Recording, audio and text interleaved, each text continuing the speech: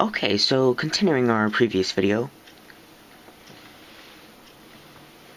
I would like to show you some examples of using the Maclaurin series, using very important functions. We will start with sine of x.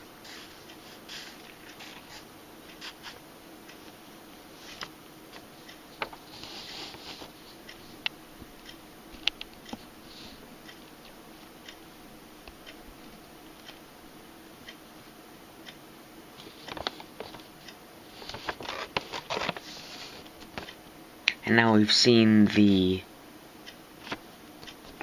differentiation of the sine function, so this should make things a little bit easier going forward. And so let's say we want to make a polynomial approximation for sine of x, and we can do that using the Maclaurin formula that I gave you earlier.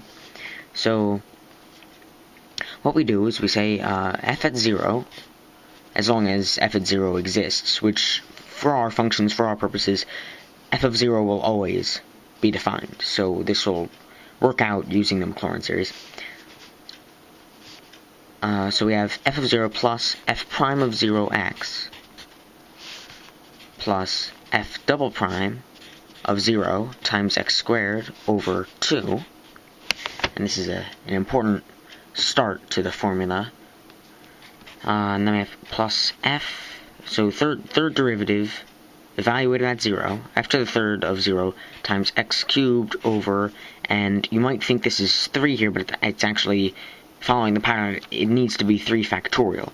Because for this first term, we're dividing by 0 factorial, which is just 1. For this term, we're dividing by 1 factorial, that's also 1. Dividing by 2 factorial, that's just 2. So this is an important thing to remember. We need to divide by 3 factorial.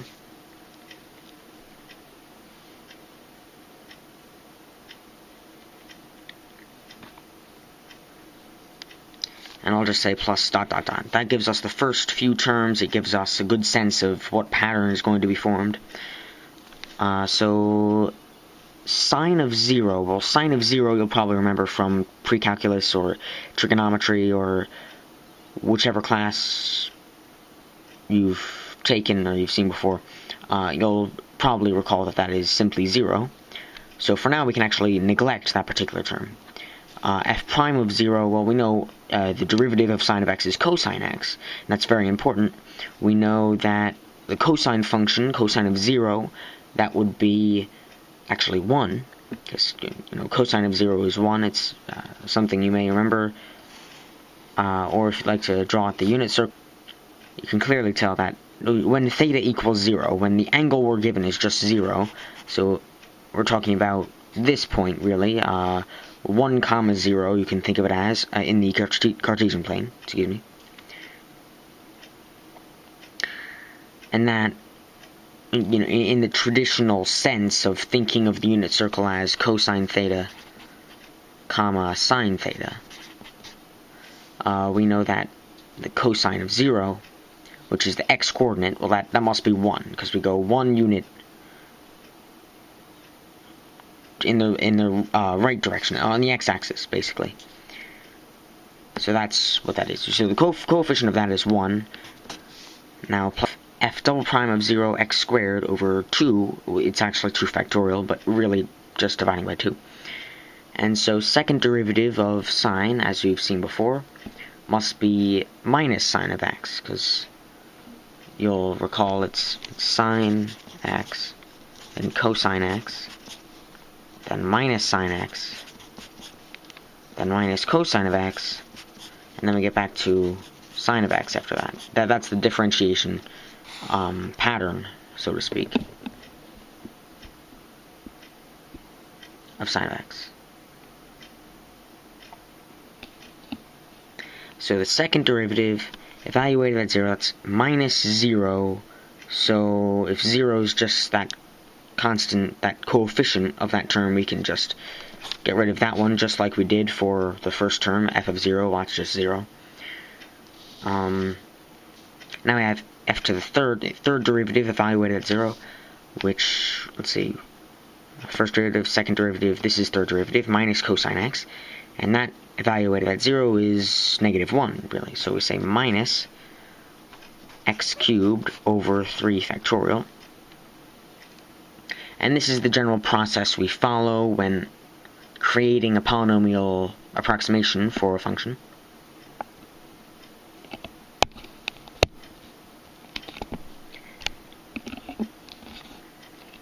And if you keep doing this, you'll find out that the pattern for sine of x turns out to be something very interesting. It's x minus x cubed over 3 factorial plus x to the 5th over 5 factorial minus x to the 7th over 7 factorial plus x to the 9th over 9 factorial, ...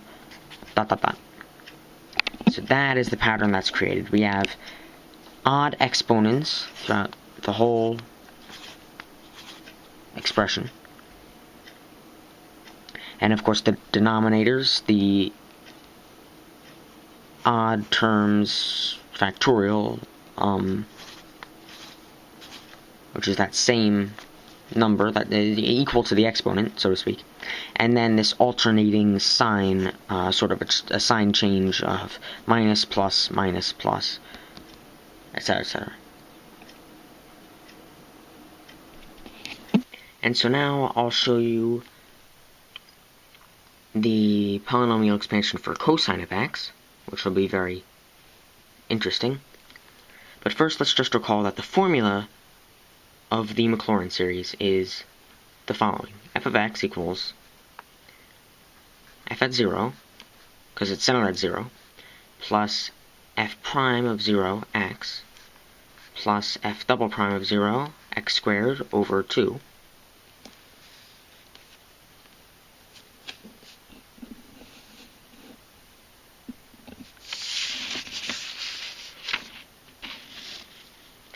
plus the third derivative evaluated at 0, x cubed over 3 factorial, plus fourth derivative at 0, x to the 4th over 4 factorial, ... So that's our main formula for Maclaurin series. And so now let's focus on cosine. How could we implement this for cosine of x?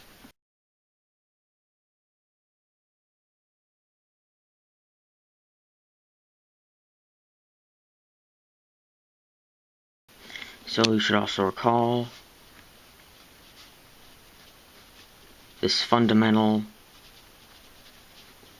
kind of pattern in the differentiation of the sine function.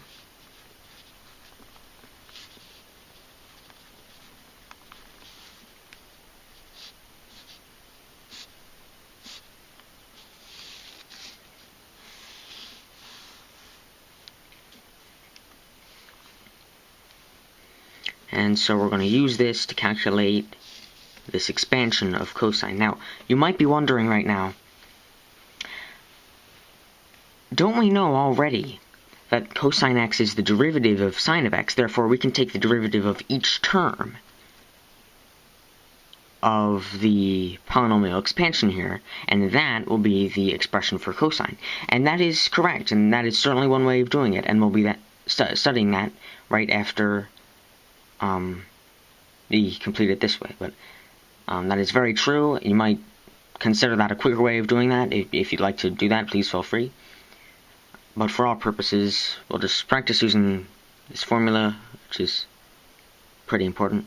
So f at 0, cosine of 0, we know that that's equal to 1, right? So therefore we start out our polynomial expansion with just the constant 1. F at 0 is 1. And we say plus. So f prime at 0, well, we differentiate it first, so minus sine, and then evaluate that at 0. That's just 0. Oh, and I'm sorry, I meant to say f prime of 0 times x. But honestly, it doesn't matter, because f prime at 0 is simply 0, so the term crosses out. F double prime of 0, x squared over 2 factorial. Let's take that bit by bit. Second derivative, which would be... Here, I should label these. This is... And then, of course, its fourth derivative is equal to itself, so that's just...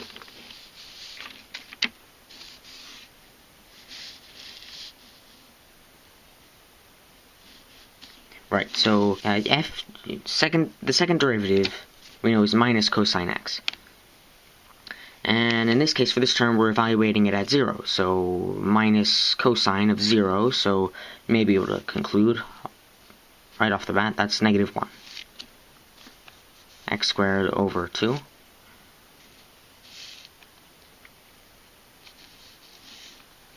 Plus, and then we say the third derivative, which is sine of x, and you might be detecting a pattern that whenever we have sine in this case, or minus sine, because the input is always 0 for these functions that we're calculating, every time there's going to be sine, it's just going to be 0 and the term cancels out.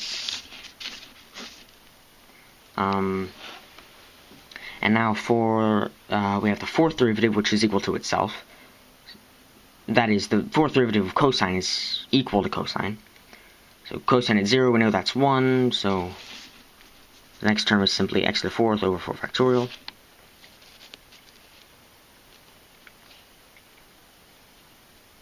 And fifth derivative, if we wanted to continue this, would just be negative sine of x, and negative sine of 0 is 0, so the term crosses out. Then we go to the sixth derivative, minus cosine x, and minus cosine of 0 is minus 1. So we say minus 1 is our coefficient, x to the sixth over 6 factorial, plus dot dot dot, I'll say. And you might already see the pattern here that's emerging. It's 1 minus x squared over 2 plus x to the fourth over 4 factorial minus x to the sixth over 6 factorial plus x to the eighth it would be over 8 factorial minus x to the 10th over 10 factorial plus x to the 12th. So we can clearly see a pattern here where the exponents of this x variable are simply the even numbers, just that set of even numbers. And if you think about it, we could even think of it as beginning with 0. Because our first term is just 1. And we could think of that as being, x to the 0 power, because that simply yields 1. And then we have x squared, x to the fourth, x to the sixth, x to the eighth. So we clearly see this pattern of the even numbers being the exponents of the numerators, or of the x variable in the numerators, and that same number we see being used in the denominator, it's really that number factorial.